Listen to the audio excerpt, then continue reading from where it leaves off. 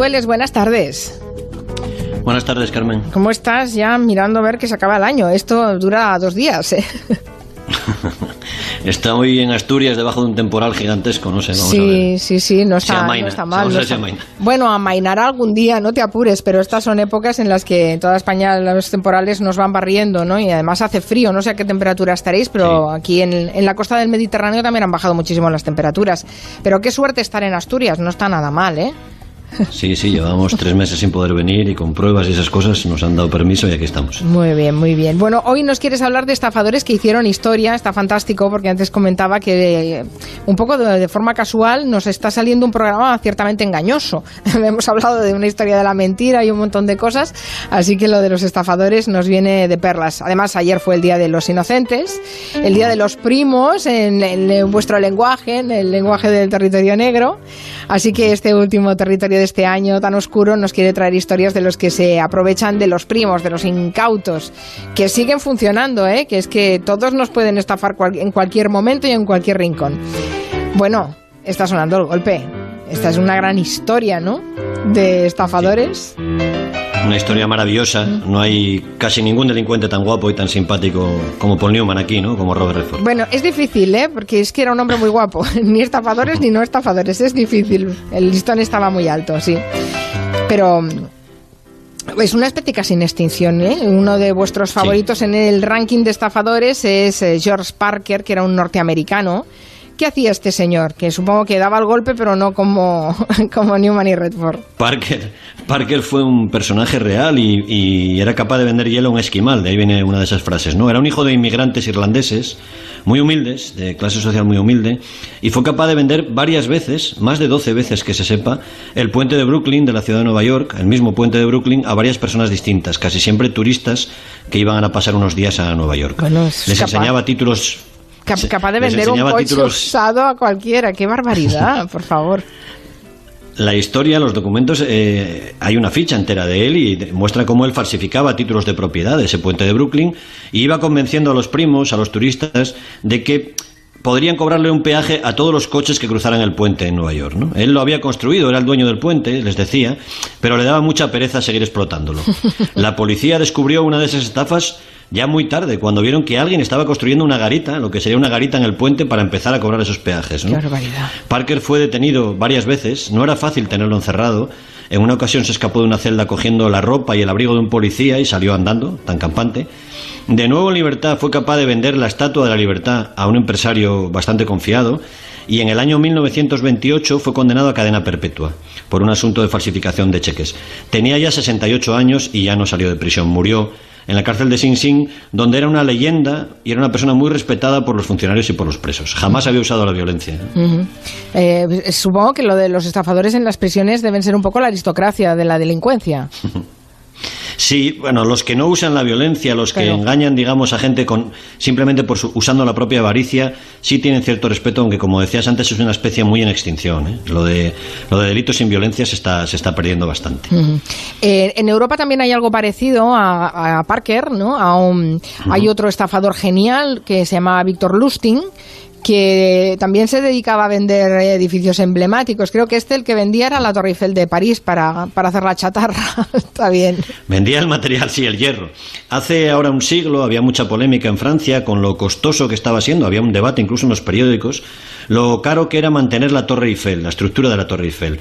Iba a ser un monumento temporal, se hizo para una exposición universal a final de siglo, pero con el paso del tiempo se quedó. Y aquello, según algunos periódicos, según algunos líderes, influencers diríamos ahora, era muy caro para los ciudadanos, ¿no? Había muchas propuestas para tirarla, para vender el hierro como chatarra, y ese rum, ese debate que sí había en la sociedad, ese rumor, lo aprovechó nuestro hombre, Victor Lustig, un tipo centroeuropeo, que en el año 1925 se hizo pasar por lo que él decía ser un agente, digamos, discreto del gobierno francés, un tipo que estaba en misión secreta, en misión especial, y tenía que ir vendiendo trozos de la Torre Eiffel a emprendedores, diríamos ahora, que quisieran especular, que estuvieran interesados en ese material para ganar muchísimo dinero revendiendo luego esa chatarra, ¿no? Un empresario picó por completo, la compró entera, y Lustig se fue a Austria al día siguiente en un tren con un maletín bien cargado de dólares. Bueno, en este caso le salió bien, pero supongo que siguió haciendo pirulas que no le salieron tan bien y acabó emigrando a América. Sí, emigrando de vuelta porque él ya había estado en Estados Unidos a principios de siglo, había salido por piernas de Estados Unidos, de hecho tenía una gran cicatriz en la cara de algún asunto pendiente, pero Lustig no era un tipo que se viniera abajo, más bien al contrario, trabajaba a lo grande, como hablabais antes en la entrevista, y en Estados Unidos se atrevió a estafar a Al Capone, que le dio $50.000 para invertirlos con la promesa de que iba a tener ganancias seguras, ¿no? A pesar de que no ganó nada, acabó convenciendo, fue capaz de convencer a Al Capone de que él era un tipo honesto y le perdonó. Y que le haría la declaración de la renta, ¿no? Eso sí que, bueno, también hubo varios problemas con mujeres que le llevaron a prisión. Una de sus amantes, enfadada por las infidelidades, lo denunció por falsificar billetes. Sí, ahí tenía un problema porque era bastante mujeriego y generaba algunos resentimientos, pero esta vez se logró escapar de la cárcel con la tradicional historia de las sábanas hechas nudos y dejó en prisión en la celda una nota de Los Miserables y dijo: yo soy como Jean Valjean, en alusión al personaje principal de la novela de Víctor Hugo, ¿no? Un año después lo volvieron a detener, lo llevaron a la cárcel de Alcatraz esta vez y ahí también murió en prisión, no salió de allí, en el año 1947. En la ficha de la cárcel que tuvo que rellenar cuando ingresó en prisión en Alcatraz, en el apartado de profesión, Lustig fue un tipo humilde y escribió aprendiz de vendedor. No era mentira del todo. Comercial en práctica, sí, qué bueno.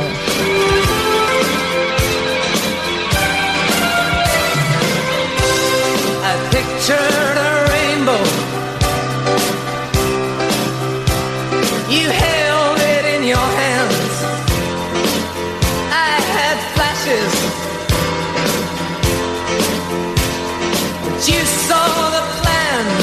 I wondered out. Podemos pensar que estas son historias de hace un siglo, pero no, hace menos, bastante menos. Hubo un tipo, yo recuerdo esta historia, que ganó mucho dinero vendiendo a la gente parcelas en la luna. Sí, su familia todavía vive de eso. Imagínate. Los Waterboys, que son autores de esta maravillosa canción, quizá no lo sepan, pero hubo un tipo, un pionero, que se llamaba Dennis Hope, que durante 40 años estuvo vendiendo trocitos de terreno de la Luna, también alguno menos en Venus y en Marte. En el año 1980, Hope era un ciudadano estadounidense, divorciado, andaba mal de dinero, y escribió a la ONU, de hecho ese desparpajo del que hablabais antes, y pidió a la ONU ser dueño de la Luna y de 8 planetas. La ONU no le contestó. Por si la Luna era insuficiente, 8 planetas en el paquete, está bien. La ONU no le contestó, evidentemente no le ha contestado tampoco a su hijo hasta ahora, pero el tipo no se arredró y empezó a vender parcelas de la Luna. Lo sorprendente es que hubiera gente que las comprara, porque claro, ya se ve claramente que eso no es legal. Bueno, no es ilegal en principio. ¿No? Hay un tratado internacional, hay un tratado internacional sobre el espacio en el que se afirma que ningún cuerpo celeste, tampoco la Luna, podrá ser objeto de apropiación por ningún país o ningún estado, es decir, no es de nadie. Pero en ese tratado no se dice nada de particulares. Como la ONU no contestó al señor Hope, que fue la primera persona en reclamar ser el dueño de la Luna, de momento todo flota en un limbo legal. Y el negocio ha ido estupendamente bien, tanto que él y su familia se han dedicado en exclusiva a esto desde el año 1995. Su hijo ha heredado la empresa familiar, que se llama Moon Estates, y han vendido parcelas de Luna a gente como Ronald Reagan, a empresas como los hoteles Hilton o Marriott. Su hijo presume de haber vendido acres lunares a 6 millones de personas, entre los que estarían John Travolta y Tom Cruise, por ejemplo. Y los precios, eso sí, van subiendo. Ahora te cuesta unos $25 comprar 4.000 metros cuadrados de Luna. Sigue siendo bastante barato, ¿eh? O sea, que se sigue vendiendo ahora mismo trozos de Luna. Ahora mismo. Por un resquicio legal, por una laguna legal. Que no especifica que los particulares no pueden ser propietarios de la Luna. Pues mira, no sé si ahí hay negocio, vete tú a saber, Luis. Bueno, hay otros delincuentes que también inspiran cierto cariño, especialmente a vosotros en Territorio Negro, que son los impostores, o algunos impostores. A ver, tampoco generalicemos, algunas historias de impostores. Solo algunos, hay impostores de todo tipo. Hay una estupenda novela de Javier Cercas sobre Enrique Marco, aquel tipo que dijo haber pasado por un campo de concentración en Mauthausen, creo que era, y dio cientos de charlas y conferencias sobre su experiencia, ¿no? Pero este es un impostor de un tema muy sensible y que ha hecho daño, ¿no? Los impostores que nos gustan son más frivolones, quieren vivir bien y no se hacen pasar por héroes, simplemente por famosos, por hijos de famosos, por hijos de millonarios, aristócratas, y se aprovechan de personas que se acercan a ellos y les tratan bien porque quieren sacarles algo a ellos, ¿no? Y en esta disciplina de estafas aristocráticas nuestro favorito es un francés que se llama Christopher Rocancourt. Así que, ¿qué hizo? ¿De quién fue impostor? ¿Por quién se hacía pasar este hombre? Por casi todos. Rocancourt fue hijo de una prostituta que lo abandonó muy niño, pero cuando llegó a Estados Unidos decía ser miembro francés de la familia de los Rockefeller, o en otras situaciones decía ser de una familia aristocrática italiana. Cuando consiguió entrar por la puerta de atrás de Estados Unidos dijo que era productor de cine, boxeador y ejecutivo agresivo. Decía que Sofía Loren era su madrina, decía que el boxeador Oscar de la Hoya era su tío, se hizo amigo así de Jean-Claude Van Damme, de Mickey Rourke. Llegó a organizar la fiesta de cumpleaños de uno de los actores de Los Soprano, un fiestón de una noche que costó $80.000. Bueno, no costó porque no lo pagó, y acabó dejando el pufo en aquella fiesta. No sé por qué, pero imagino que todo esto acabó mal. Bueno, hay opiniones, se casó con una modelo de la revista Playboy, vivió a todo lujo tirando de su falso linaje, se fue a Canadá, tuvo allí sí un encontronazo con un empresario porque le pagó con un cheque sin fondos, pero sobre todo cometió un error que es propio de muchos estafadores y es la vanidad. En el año 2002 no pudo aguantarse más y escribió un libro burlándose de todas sus víctimas y explicando que había disfrutado de $40 millones. Algunas de esas víctimas lo denunciaron, lo llevaron a juicio, lo declararon culpable y le condenaron a 5 años de cárcel. Cumplió condena, volvió a Francia, se casó con una Miss y fue conocido como el Robin Hood francés porque él presumía de haber engañado solo a millonarios. Pero hizo una pirula más, dijo que iba a hacer una película con su amiga Naomi Campbell y cobró a un productor un anticipo de 700.000 euros. No era verdad, fue condenado otra vez y ahora se ha ofrecido a pagar, eso sí, dice que puede pagar $20 al mes durante los próximos 2000 años. Madre de Dios, bueno, toda la vida y varias generaciones de su familia para pagar esa multa. Y de esa escuela, de ese linaje, bebe también una estafadora muy reciente, condenada el año pasado, Anna Sorokin. Sí, una impostora también, conocida como Anne Delwey, que era el nombre falso con el que se movía y con el que hizo carrera en el mundo un poco snob del arte y del famoseo en Estados Unidos. Se presentó allí en 2016, dijo ser heredera de un fortunón de una familia ruso-alemana, decía que tenía unos 65 millones de euros, pero que estaban inmovilizados en Europa por una serie de problemas burocráticos.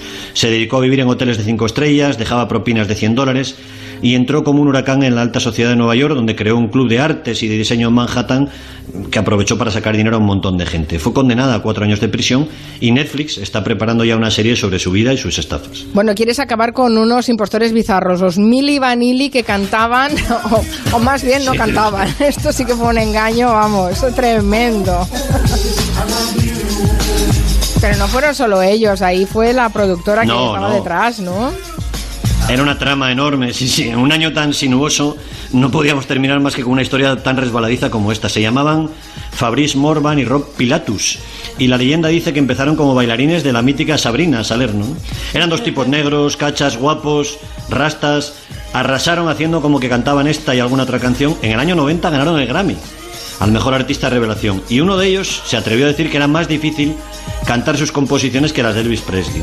Cuando se descubrió el pastel, los Milli Vanilli explicaron que eran solo bailarines, que en aquella época en Berlín no tenían casi para comer y que un productor les convenció para poner la cara y el cuerpo a esas canciones. Un tipo llamado Frank Farian, que fue el padre de otro fenómeno musical también bastante discutible que eran los Boney M. Sí, hemos hablado esta semana de los Boney M justamente. Sí, No, pues el padre era el mismo que el de Milli Vanilli. No podía salir bien porque uno de los dos de Milli Vanilli, que supuestamente cantaban en inglés, el que hacía más o menos de rapero, no sabía ni jota de inglés. Y por eso parecía un tipo tímido y encantador en las entrevistas, ¿no? Vaya el historia. asunto terminó muy mal. Muy mal. Perdieron el trabajo, el Grammy, el dinero, en fin. Uno de ellos se suicidó, se murió. Un beso, Luis Rendueles. Hasta el próximo Territorio Negro y feliz año a los dos, a ti y a Manu Marlasca. Adiós. Muy bien, feliz año. Estamos a punto de